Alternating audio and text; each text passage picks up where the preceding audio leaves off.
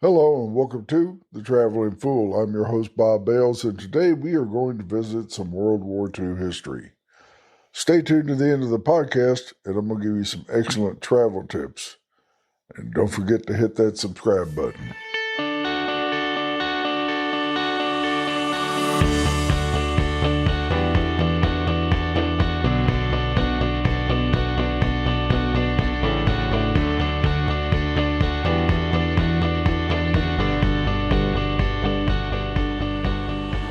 Hi, and welcome back. Now, a couple episodes ago, I took you on a trip to two historic forts on the Gulf of Mexico and the importance they played in U.S. history. Well, today we're going to visit a place that's just north of there, Battleship Memorial Park in Mobile, Alabama. Now, the park actually consists of several displays relating to military history, and it's both fascinating and educational.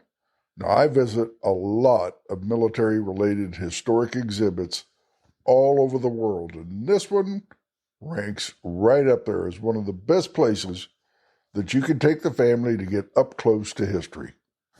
Anyone who likes military history or just history in general will love this place, and I can tell you every kid I saw there was having a blast. Now, when you enter the park, you'll see several tanks and artillery pieces. They have tanks from World War II, Korea, and the Vietnam War. All of those are included in the collection. I mean, you'll find like a Pershing tank, an M4 Sherman tank, an old Patton tank, and an M60A1 tank. Also included in these are a T-55 Russian Iraqi tank from Desert Storm. And the reason they say Russian Iraqi is because they bought equipment from Russia. Now, various artillery pieces are included like an M24 or an M42 Duster. There's several 5-inch 38 caliber gun mounts. There's a 120 millimeter Sky Sweeper. I mean, these are like anti-aircraft weapons and armor and artillery. You'll have a blast just checking this stuff out. All kinds of field pieces out there. 155 millimeter cannon. You can stop there at any of the areas along the way before you actually get to the main parking lot and explore all the various tanks and other equipment. So once you park, you're going to be right in front of the main building, and you'll see a battleship on the left of the building and a submarine just to the right of the building. The main entrance building houses the aircraft pavilion. Yeah, they got aircraft too. In fact, they got over 30 different aircraft, including Army One, the president's helicopter. They've also got a flight simulator in there. And it is an amazing little display. There's some military history from Alabama National Guard in there. There's placards in front of all the aircraft that tell you about the aircraft and some of the historic things that they did there. And the entrances to both the battleship and the submarine are in that main building where the aircraft are located. So you go in the building, you buy your ticket, and you can take 20, 30 minutes just walking around looking at all the various aircraft and stuff. And when you're ready to check out the main attractions, I suggest you visit the submarine first. So you go out the door with a sign that says the USS Drum submarine.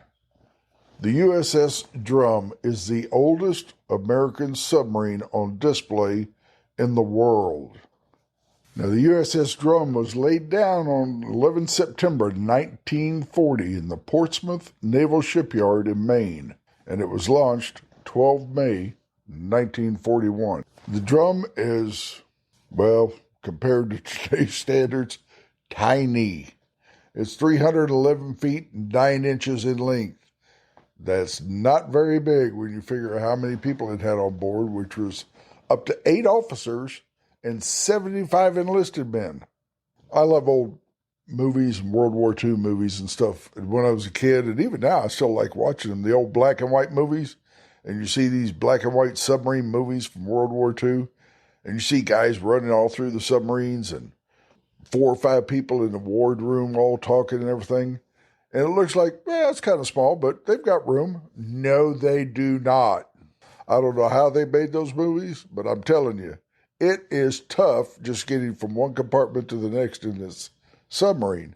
And those ward compartments that you see all those officers sitting in, having a cup of coffee, discussing battle plans.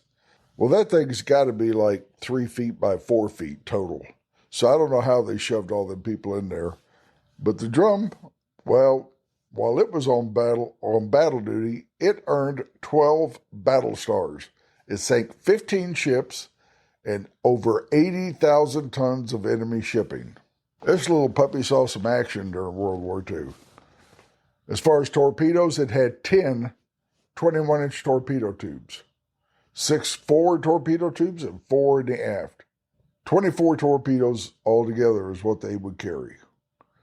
Forward gun deck, they had a 5-inch 25 caliber gun on the forward deck.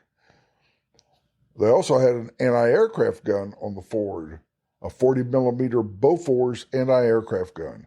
And in the rear deck, they had twin 20-millimeter guns. Now, the submarine was launched, like I said, in 1941, and it arrived at Pearl Harbor from the East Coast April the 1st, 1942, after a voyage to Midway. Once she arrived on Pearl Harbor, she didn't stay there very long. She left there April 14th, 1942, and headed out on her first war patrol, cruising off the coast of Japan. She sank the seaplane tender Mizuho is the name of that ship, and 3 cargo ships in the month of May. She was finally decommissioned on February 16, 1946, and in 1947 she began service in Washington, D.C. to members of the Naval Reserve in the Potomac River Naval Command. And the USS Drum was still on service through 1967. She was in the inactive fleet at Norfolk from 67 to 69. The USS Drum participated in 13 war patrols, and most of them, except 3 of them, were designated successful. And those are when you go out and actually sink stuff. So there was 3 of them where she didn't sink something. Received a total of 12 battle stars from World War II service, credited with sinking a total of 15 ships, 80,000 tons of shipping, the 8th highest of all U.S. submarines and total Japanese tonnage sunk. In 1969, the USS Drum was donated to the USS Alabama Battleship Commission, where it found a home on Mobile Bay. And I gotta tell you, I'm a big guy, but going in and out of those little portholes they have from one section to the other on that submarine, it is tough. I don't see how guys would run through that thing and dive through them little holes.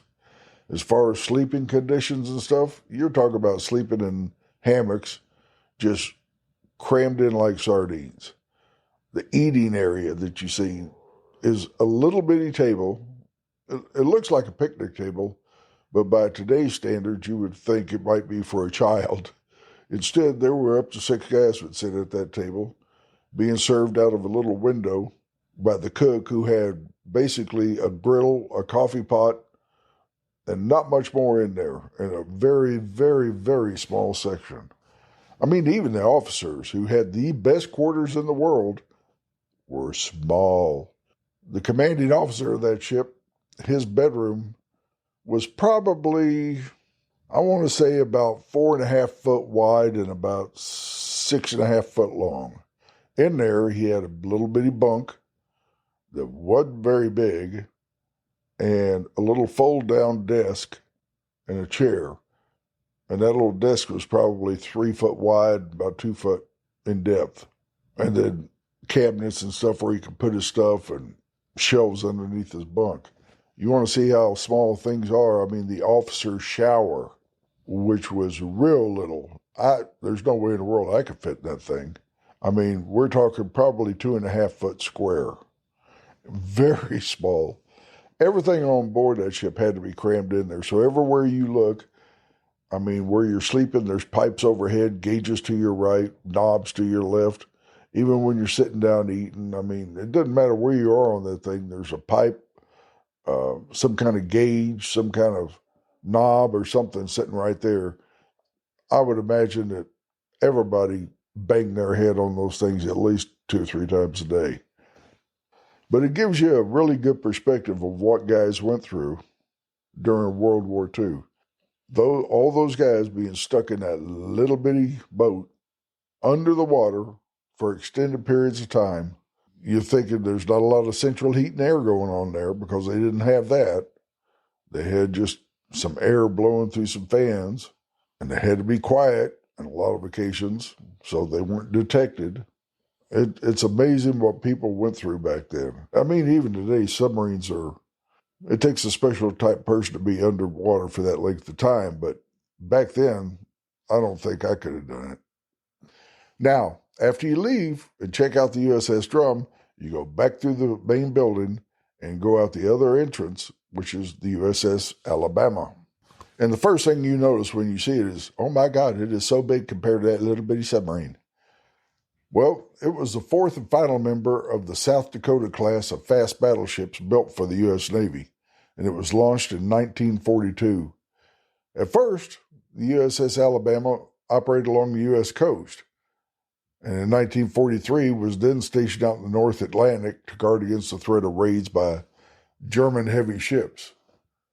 After that, the USS Alabama was transferred to the Pacific, and that was in about mid-1943, sometime around August. During November of that year, the Alabama took part in the operation to capture the Gilbert Islands. In 1944, the Alabama participated in taking the Marshalls, the Marianas, and Leyte in the battles of the Philippine Sea and Leyte Gulf, and raids on Japanese positions elsewhere in the Pacific. Following an overhaul and training in January through April of 1945, the battleship rejoined the fleet for operations in the Western Pacific, which included attacks on Japanese home islands. Also took part in the occupation of Japan, and then the return of veterans to the United States in August through October of 1945.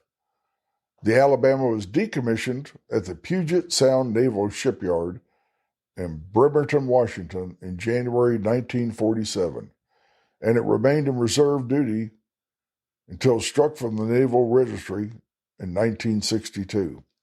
2 years later, it was turned over to the state of Alabama. Since September of 1964, the Alabama has been berthed in Mobile, Alabama as a memorial to those who served and sacrificed during World War II.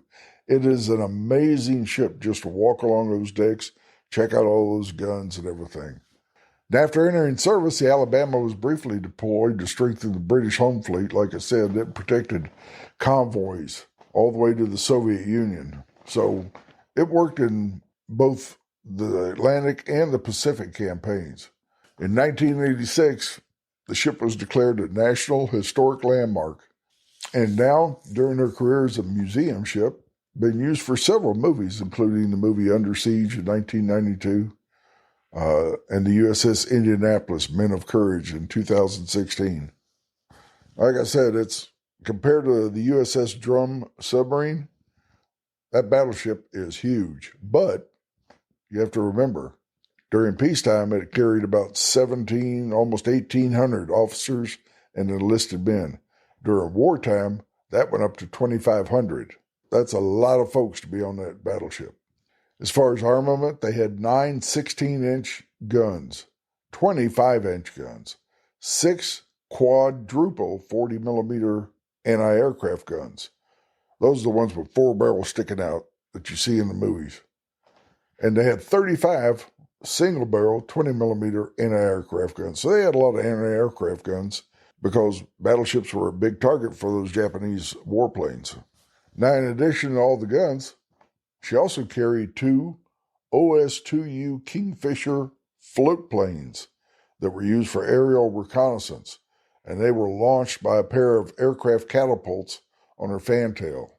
During her time in service, the USS Alabama won 9 battle stars for meritorious service and was awarded the title the Mighty A during her brief 3-year tenure.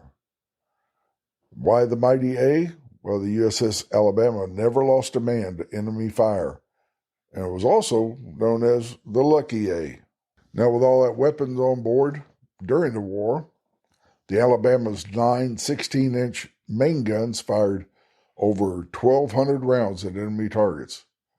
Her secondary batteries, the 20-inch or the 25-inch guns, were part of the most effective anti-aircraft screening actions of any Navy during the war. Those, combined with the Alabama's 40 millimeter and 20 millimeter cannons, downed 22 Japanese warplanes in the Pacific.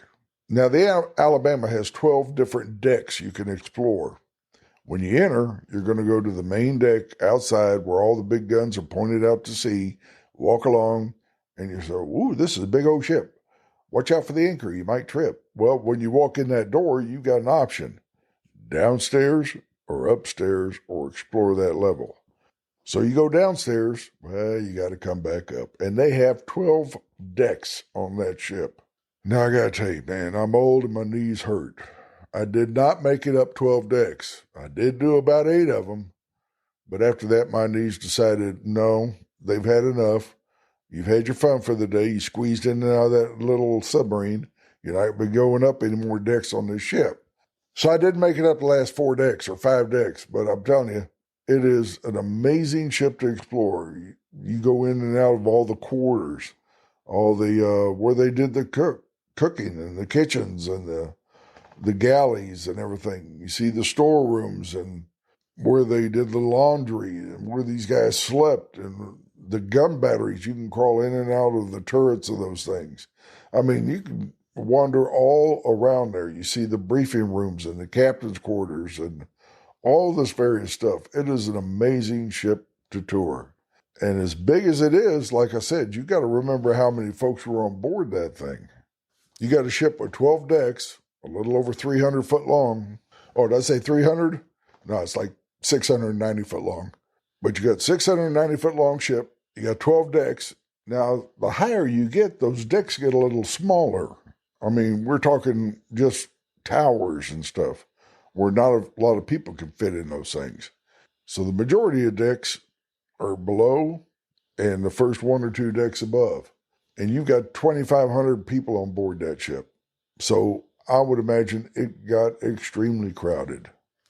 In other words, you better like the guys you work with because you're going to be up close and personal all the time. Now, one of the many men who served aboard the USS Alabama was Bob Feller. And I mention him because I love baseball too. And Bob Feller was an American baseball pitcher. He played 18 seasons in the major league for the Cleveland Indians between 1936 and 1956. In fact, he was so good that he bypassed the minor leagues. He made his debut with the Indians at the ripe old age of 17 and became the first pitcher to win 24 games in a season before he even made it to 21 years old. During his career, he threw no-hitters in 1940, 46, and 51, and a bunch of one-hitters, both records at the time he retired. Now, to show you a different time, the United States entered World War II with the attack on Pearl Harbor December 7th, 1941. Bob Feller heard about the bombing while returning from a visit to his father, who was terminally ill, and he was getting ready to sign a new contract with the Indians. Well, 2 days later, he volunteered for the Navy, becoming the first American professional athlete to enlist. He attended basic training, did all this stuff, and they put him in as a physical fitness instructor when he finished naval basic training and all of that. He also pitched in baseball games hosted by the military. I mean, we got this famous baseball star, so we're going to trot him out there. Although he received an exemption owing to his father's failing health, he wanted to serve in combat missions. He would later go on to say, I told him I wanted to get into combat. I wanted to do something besides standing around, handing out baseballs and bats and making ball fields out of coral reefs. So he gets assigned to the USS Alabama, where he served as a gun captain, and when the war ended, he was discharged as a chief petty officer. That was in 1945. He was decorated with 6 campaign ribbons, 8 battle stars while serving on missions in both the Pacific and North Atlantic. What did he do after the war? Well, he signed on back with the Cleveland Indians and then wound up doing a whole bunch of great stuff in baseball, finally retiring in 1956. Just one of the many men who interrupted whatever their day-to-day lives were and went on to serve in the military. Now, although the park features the USS Alabama and the submarine Drum, both National Historic Landmarks, there are 3 other vessels included in the park. Outside at the Coast Guard Memorial is a 26-foot motor surf launch and a 41-foot utility boat. And inside the aircraft pavilion, there's a Vietnam-era river patrol boat. That's a cool little boat. Battleship Memorial Park is located on Mobile Bay, just off of Highway 98. It's open every single day of the year except Christmas. And it's open from 8 a.m. to 5 p.m. Admission, well, if you got kids up to the age of 5, they get in for free. And then a little older, between 6 and 11, $6. And if you're between the ages of 12 to 55, it costs $18. 55 and older, $15. But they also have discounts for active duty military and their dependents, veterans, and if you're a member of AAA, you also get a discount. If you're anywhere near Mobile, Alabama, I highly suggest visiting Battleship Memorial Park. You will not be disappointed. This is a fantastic experience. I had a blast there, even with my bad knees. Now, I appreciate you listening, and don't forget to hit that like button. But as I promised when we started, I'm going to give you a few travel tips to make your travels just a little bit easier. Now, this first one I use all the time. Mainly, I traveled overseas a lot years ago. I mean, a whole bunch. I was always traveling overseas. And it really comes in handy there. But it comes in handy anywhere. And that is, if you're going to a destination and going to spend a week or two just exploring the destination, book a hotel for 2 nights. That's it. Because no matter what you see on the internet, you will not know what it's like there until you're there. 2 nights gives you time to relax, decide if you want to stay there or move to a different location. I mean, most of the time, unless you're going to an all-inclusive resort, you're not going to spend a lot of time in the room anyway or at the hotel. But what you want is a secure location that's close to all the attractions, that's in a safe area and has things that you need and is a nice, comfortable room. Well, clean and someplace you can sleep. You'll find that out in the first 2 nights, and if you want to, you can just up and move to a different location, rather than being locked in because you reserved the place for 10 days. So that's tip number 1. Number 2, and this one works overseas as well as locally, especially overseas. Get away from the main tourist areas. You can save a lot of money when it comes to dining or shopping just by going a few blocks from where those main tourist areas are at. Instead of paying the inflated tourist prices, whichever place has it, even in the States, you can go a couple of blocks away and that beer that you want to have to relax will be probably half the price it would in the tourist location. You'll find the prices just drop dramatically. Overseas especially, they have some amazing street food vendors, and you can find street food where the locals eat. Sometimes it's some of the best food you'll eat, and the prices are local prices instead of tourist prices. So get away from those main tourist areas and explore a little bit. The third one, talk to everyone. Talk to the people at the hotel. Talk to cab drivers and stuff. If you're asking for an opinion, you don't ask the opinion of someone who's getting paid to provide it. You want to know where the best meal is near the hotel? Well, the person cleaning the rooms isn't getting a kickback from the dining area, but the concierge is. So talk to those folks. Ask them, hey, I was wanting to just go check out a really nice bar. Someplace I can relax. Where do you suggest? Well, the concierge is going to send you to the hot nightclub. And if you want to go there, that's fine. But the guy that's maybe cleaning your room or working security outside, he's going to tell you, oh, well, there's a really cool little bar right down the street there. Taxi cab drivers, they'll give you good information about where you can go for shopping or dining or whatever. Just talk to everybody. You will find places that are not listed in these travel guides. Next one. You want to capture the perfect photo on your beach destination or that old historic town you're staying in? You got to get up early. And by early, I'm talking sunrise. You want to get the absolute best photos in the world? Do it at sunrise because the streets are basically abandoned. You're not going to find cars jamming the streets. You're not going to find crowds of people walking around. You can get a beach photo with maybe one or two people standing out there instead of the several thousand that'll show up at 10 o'clock in the morning. And those are the best times to get your photos.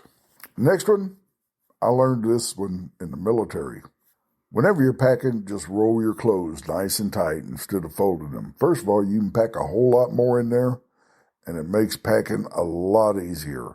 And once you get in the habit of rolling those clothes, you'll find out, whoa, I got so much extra room in this suitcase. Well, now I can bring a souvenir back. I'm going to give you 2 or 3 real quick ones, and then we're going to be done here. Keep your wallet in your front pocket. Traveling abroad, and even a lot of places here in the States, you go to a tourist location, there's going to be pickpockets. They won't bother trying to get that thing out of your front pocket, but out of your back pocket, you'll never even know it's missing. Keep your cash, your wallet, in your front pocket. You won't have to worry about it. Next, always give a relative or a close friend your travel itinerary before you leave. Why? Well, in case they need to get in touch with you, they'll know where to find you.